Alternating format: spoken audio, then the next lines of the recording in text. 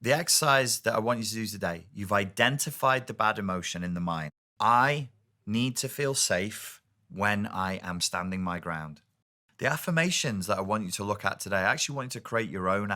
I want you to list the things when we're considering what the self is and who we're really about. Well, for a start, you've got to stop talking to other people about this. Your brain, your body, your consciousness is on one page, side by side, right next to each other, of everything that you loved and everything that you hated about the relationship. When I think about what it was that I let them do in the relationship, or I think about what it was that I did wrong in the relationship, we are acknowledging, we're exploring. What did your parents teach you love is? So the abuser effectively is using like a software fault in the human system that allows them to have power over you. So if you don't break the trauma bond, you'll become highly narcissistic. The inner critic is a manifestation of the bad parent. So after the relationship, they want you to be spinning in space. Being alienated from each other is a physical problem, not a don't get vague. Depression, anxiety, social anxiety, which is still anxiety, addiction. Why does the world look the way it does? Why? If the emotional flashbacks are reduced, Why does the world look the way it does? Why does this world that could be like a paradise, like Eden, like a Garden of Eden, we have everything we need. Why? If the emotional flashbacks are reduced, you're not trying to protect yourself. If I wanted to wake up in the morning and I want to feel optimistic, energized and cheerful, You'll know what you needed to know right after. We have lost our way. If the narcissist feels nothing, why do they XYZ on Christmas Day? If they fail to convince you of their God-like status, of their specialness, the codependent is intrinsically linked to CPTSD. Nobody is coming to save. So they're constantly in a cycle of elation and depletion. Unlike the grandiose narcissist who has a ready supply, so they're on a fair... I'm going to claim that they typically don't get into narcissistically abusive relationships the way. One of the markers of narcissistically abusive relationships, or any like form of emotionally abusive relationship, is betrayal.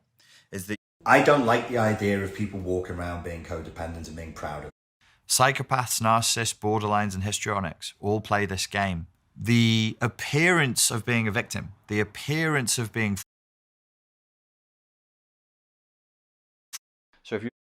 Psychopaths, narcissists, borderlines, and histrionics all play this game. The appearance of being a victim, the appearance of being frail and fragile. How would you recognize this? Okay, here's a way of recognizing it.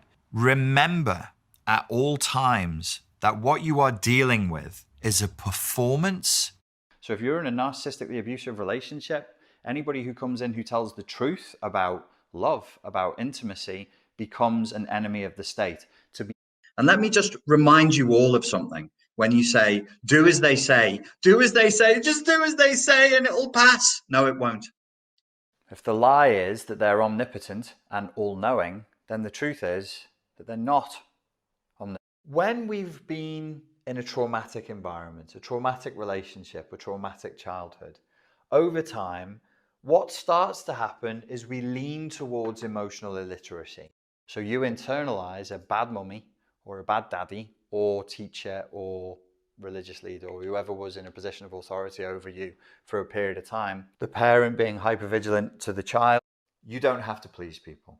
You're not. If it gets too much and you've tried challenging the voices in your head that are saying, oh, it's never going to get any better, this all sucks.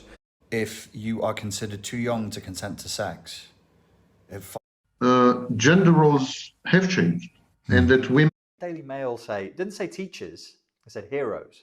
Let our heroes return to work. Then there's the myth of happiness. I would say we need to get rid of this. We need to say, look, you know. Why do you think so many marriages end in divorce? Well, this is what I was getting to about the social media. I'm nobody's fucking ally. You got a problem? Fix it.